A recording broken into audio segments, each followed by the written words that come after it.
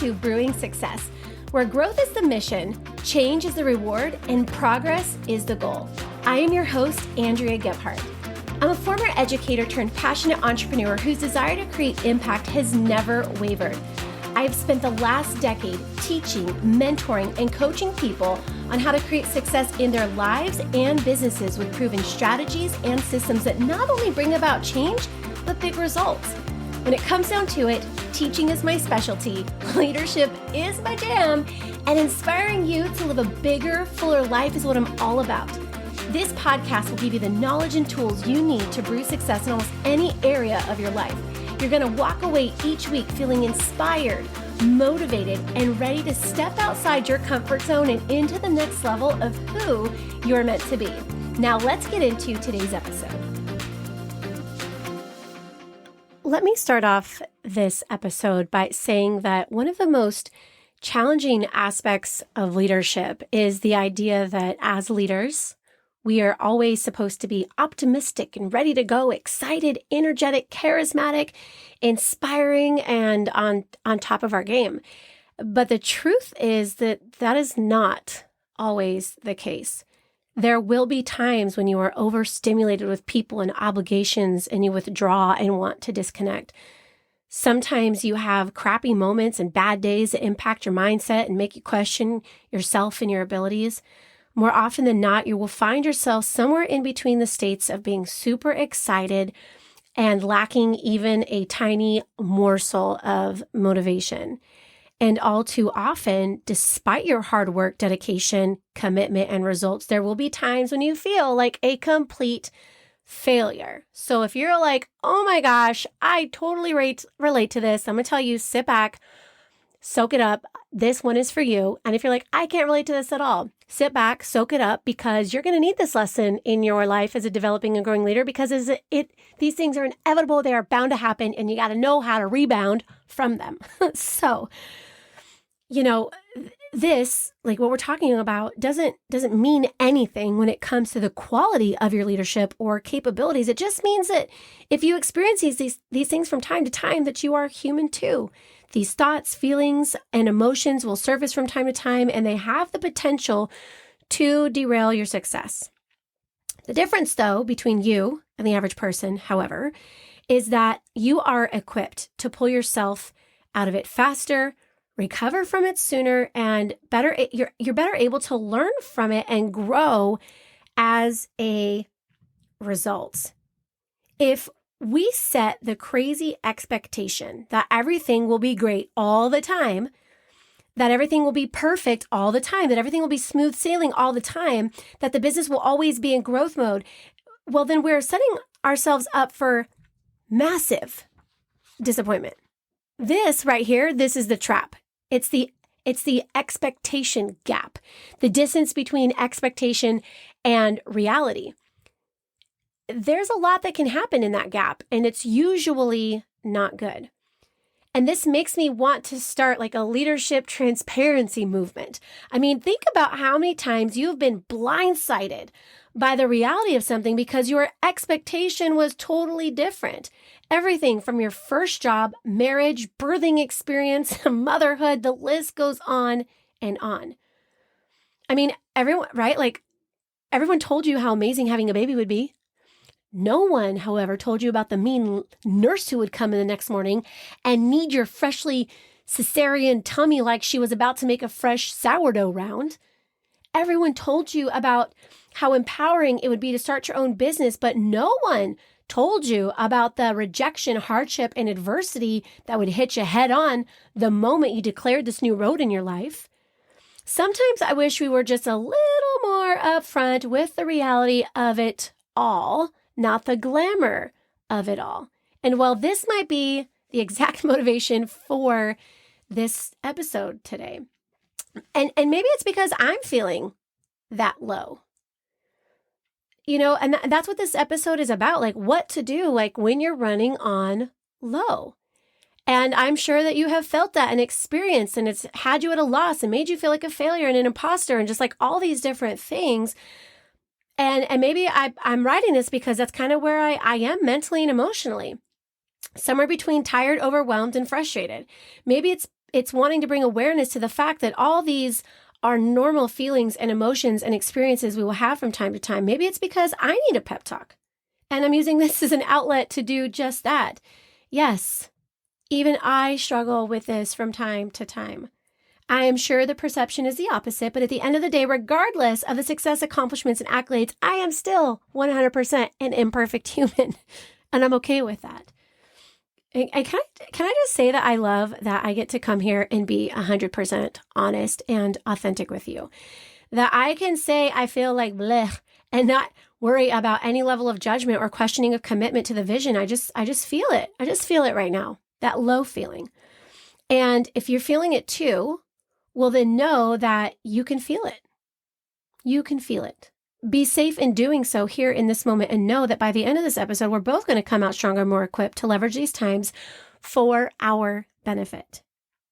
The low that you might be experiencing, whether it's physical, emotional, or psychological, is actually a gift to learn more about yourself, to unpack some boxes, to heal, grow, and evolve. You see, that low is what I like to call a learning opportunity window. One that, if you see it as such and act as such, can give you insight and knowledge about yourself that will help you in ways you never even knew. And even though this will not prevent these moments from ever happening, it will definitely decrease the frequency and the depth of these moments. This information is going to be transformative for you, and I'm so glad you are here with me in this moment to receive it. The low, again, is a learning opportunity window, meaning a chance for us to look inward, reflect, and discover things about ourselves. It is a time for us to take a moment and seek understanding of how and why we got here. An opportunity to reframe instead of resign, an opportunity to question instead of quit, an opportunity to learn and leverage the moment for our benefit.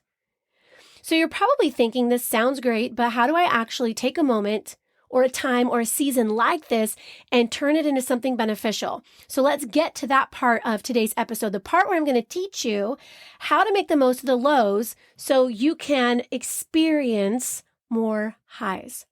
First of all, we need to realize that we are in a low and be okay with it. Awareness, after all, makes room for action.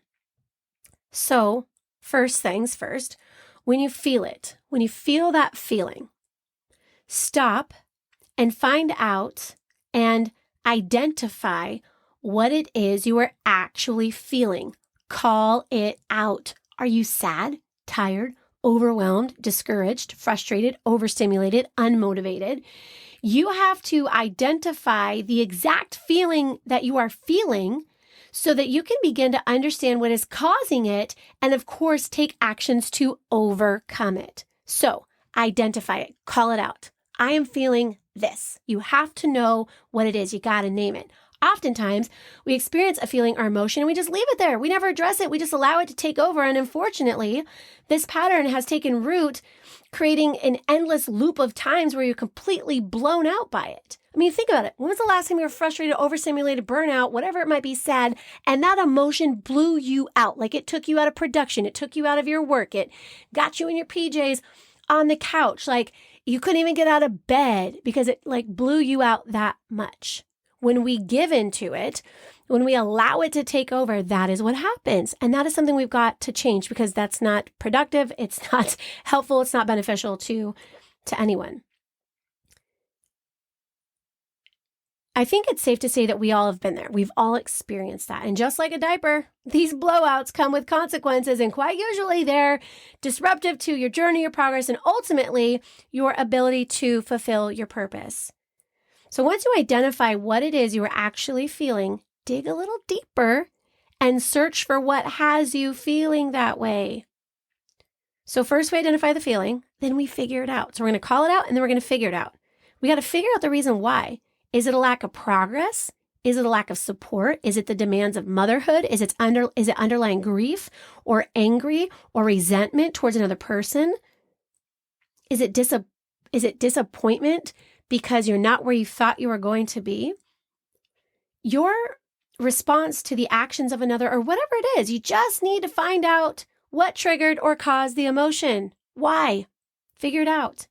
Now that we've identified what we are feeling and or thinking and why we are thinking or feeling it. Okay, so we've done that. Now, I'm sad because I didn't spend as much time with my kids this past weekend. It has me feeling mom guilt and all the things, right? You identify it, you figure it out why. Now that we've done that, we have to take a look at what we have. So I love this part because the strategy extracts the feelings or the thoughts from you, and in a way that separates you from it because you've now pulled it out or rather called it out, and you can see it right in front of you, which is why I also suggest that you write it down so it's physically visible to you. This separates you from the feeling. You're not, and that's an important part. And I can oh my gosh, go on for 100 years on the benefit alone of that one practice. But for the sake of the episode, we called it out, we figured it out, we've written it down, we can see it. I feel this because of this. So for example, I'm sad because I feel like a failure, right? I'm sad because I feel like a failure. Why? Because I didn't make the progress in my business I thought I would this last year. That's an example. Or I am frustrated. Why? Because I do not feel appreciated by my family for all that I do, right? So identify the feeling and what's contributing to that feeling. What has you feeling that way? I'm overwhelmed because I committed to something that I really don't want to do out of fear of disappointing others.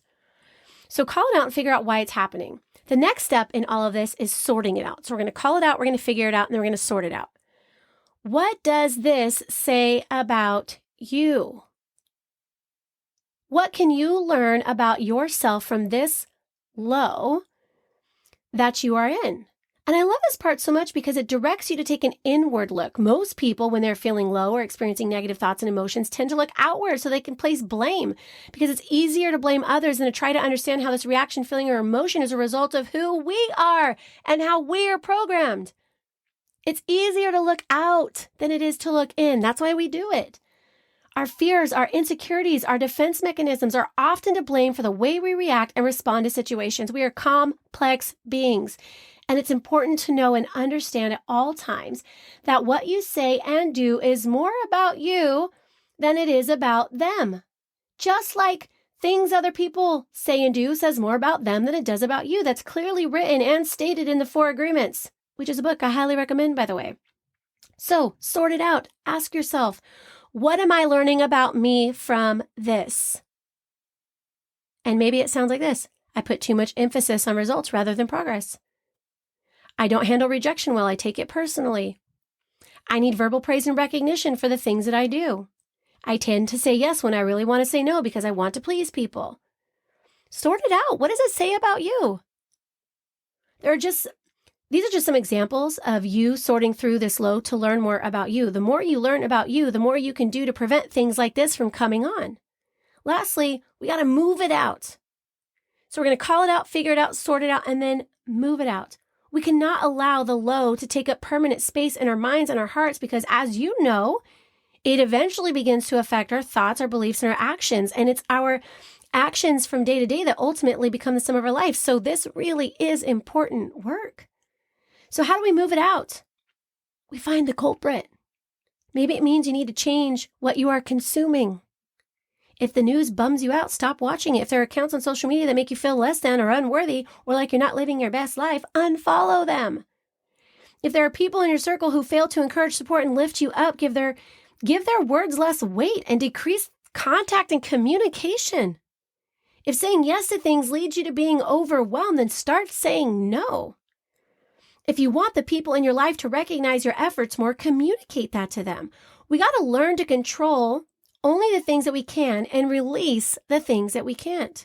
We need to stop doing things that do not contribute to where we are going. We need to create more awareness and understanding of ourselves because, again, awareness makes room for action. So the next time you find yourself in a low, use that learning opportunity window to uncover things about yourself that will enable you to grow and make progress. Call out the feeling. Figure out what's causing it. Sort out why it's got you in a tizzy and move it out of your mind and move a little closer to who you are meant to be and what you are called to do.